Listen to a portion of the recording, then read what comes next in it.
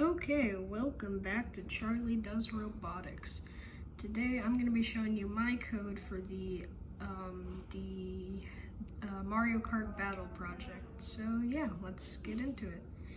Okay, so it looks pretty complex, the code, but it's actually not that hard. It's pretty simple. Sorry for the wavy camera, by the way. I have to hold this weirdly.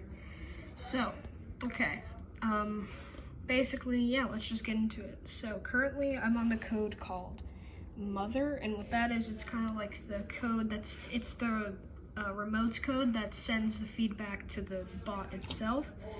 So here we can, let's just start at this part. So here it's, this block right here is just a Bluetooth connection code. So anything that runs in here is gonna be Bluetooth connected to the other robot.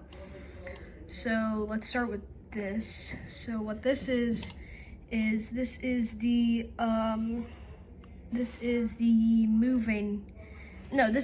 attack code. So what that means is that this is the weapon. So what it does is it goes on a loop, and inside is a switch block that goes to the button. So that means is when the button up here, like this up button, is pressed, it shoots the weapon up. When it presses down, it shoots the weapon down. And then here is stay, which makes it so that the weapon stays. So what this does is it sends a message called up to Max's bot, which is the robot bot. And then this is the one that sends the message down, and this is the one that sends the message stay. So if we actually go to the code for the robot, we have here is it receives it over here.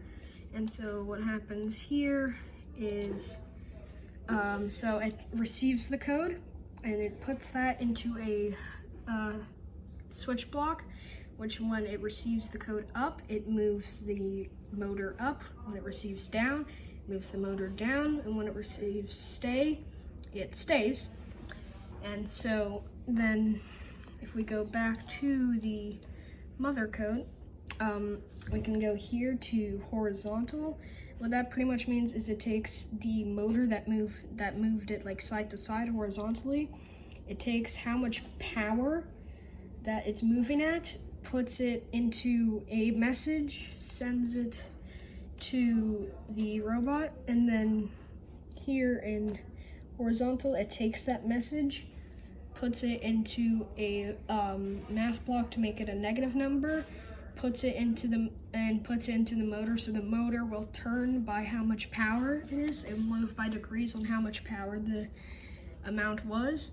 And then here let's go back to the mother code. We've got vertical, and so what that is it's the like forward up, it's like going forward or going backwards. So we take the amount of degrees that the forward or backward motor on the remote is going, put that into a negative number, and send it to the robot itself.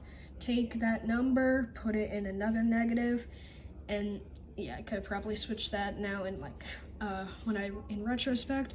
Take that number and put it into the speed. So when it's pushed backwards, it'll go backwards. When the motor's pushed forwards, it'll go forwards. And yeah, that's the code.